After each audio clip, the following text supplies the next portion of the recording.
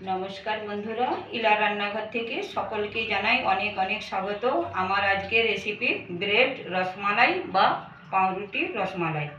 প্রথমে আমি রাবড়িটাকে তৈরি করে নেব। তার জন্য কড়াইয়ে প্রথমে আমি একটু জল দিলাম। এখানে আমি দুধটা নিয়েছি 300 গ্রামের মতো। গ্যাসের আঁচটাকে মিডিয়াম টু লোতে রাখবো। রেখে কিন্তু দুধটাকে আমি একটু সামান্য ঘন করে নেব। দুধটা ফুটে উঠেছে, দুধটাকে রাবড়ি বানিয়ে নেব। তার জন্য এখানে আমি চিনি দেব 3 চামচ। 3 চামচের মতন চিনি দিলাম। আর এখানে আমি গুঁড়োর দুধটা দেবো বড় চামচের 2 চামচ। গুঁড়োর দুধ দিলে কিন্তু নাড়াতে হবে। এবার কিন্তু আমি অবিরাম নাড়তে থাকবো। পাউডার দুধটাকে দুধের সাথে খুব ভালো করে মিশিয়ে নেব। রাবড়িটা কিন্তু হয়ে এসছে, এই দেখুন গাঢ় হয়ে এসছে। আর একটু করব 1 মিনিটের মতন।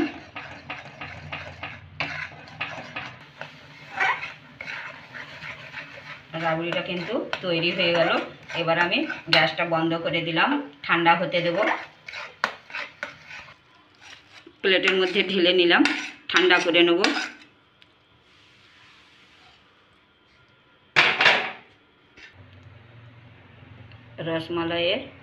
রসমালাই বানানোর জন্য এবার আমি দুধটা তৈরি করে নেব। তার জন্য এখানে আমি নিয়েছি 1/2 কিলোর মতন দুধ নিয়েছি। দুধটাকে এখন আমি ফুটিয়ে নেব একটু। ফোটার পর এতে আমি চিনি আর কাস্টার্ড পাউডার দেব।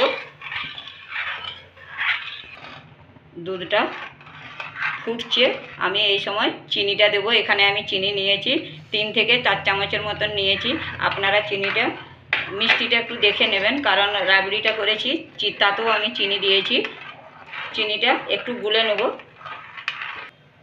এখানে আমি বড় চামচের 1 চামচ কাস্টার্ড পাউডার নিয়েছি। এটাকে আমি দুধের সাথে গুলে নেব।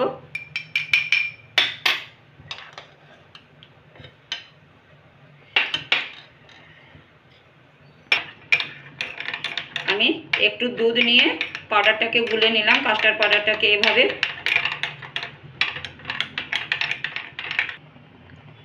পাউডারটাকে গুলে নিয়েছি। এবার আমি দুধের সাথে পুরোটা ঢেলে দেবো না, একটু একটু করে ঢালতে থাকবো আর এইভাবে নাড়াতে থাকবো।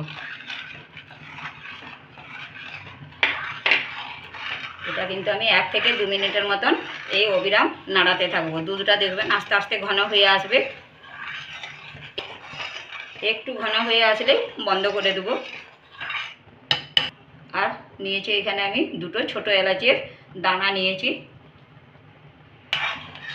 মিশিয়ে নিলাম দুধের সাথে ভালো করে। এই দেখুন আর একটু হবে।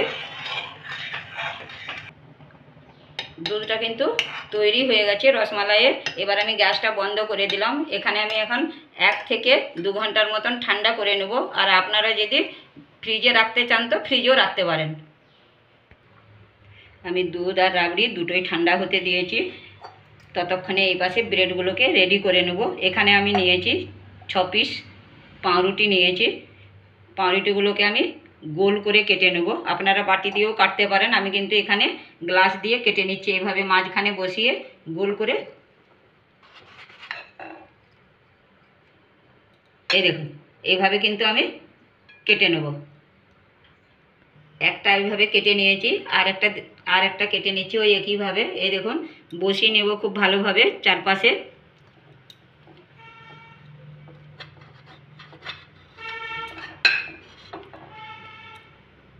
এই দেখুন কি সুন্দর গ্লাসে কেটে যাচ্ছে। আপনারা কিন্তু বাটি দিয়েও কেটে নিতে পারেন।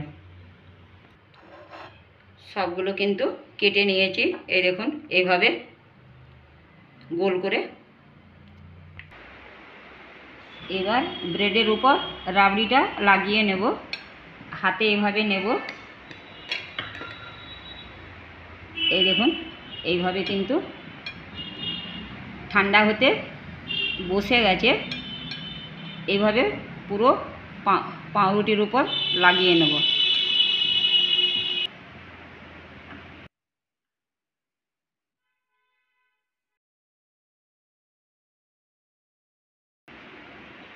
পুরোটা কিন্তু লাগিয়ে নিলাম। এবার আমি এটার উপর আরেকটা পাউরুটি এর উপর বসিয়ে দিলাম। এইভাবে একটা কিন্তু আমার তৈরি হয়ে গেল। এইভাবে আরেকটা আমি বানিয়ে নিচ্ছি।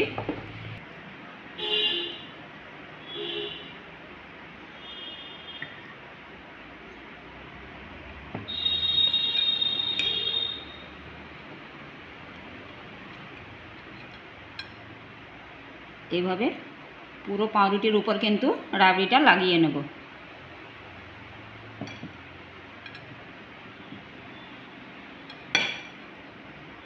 এটার উপর আরেকটা পাউরুটি বসিয়ে নিলাম।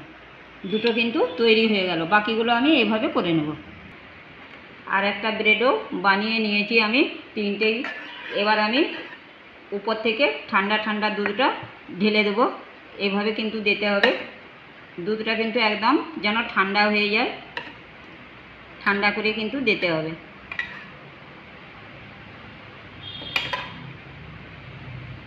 আর দুধের যে ঘনত্বটা রেখেছি আমি, ঘনটা এই ঘনটাই রাখবেন। আর একটু যদি বেশি হয় তো চাপ হয়ে বসে যাবে। দেখুন বন্ধুরা, দেখতেও খুব সুন্দর লাগছে। এটা আমরা কিন্তু বাড়িতে ঝটপট বানিয়ে নিতে পারি কয়েকটা উপকরণ দিয়ে। এবার আমি উপর থেকে কিছু ড্রাই ফ্রুটস দেব।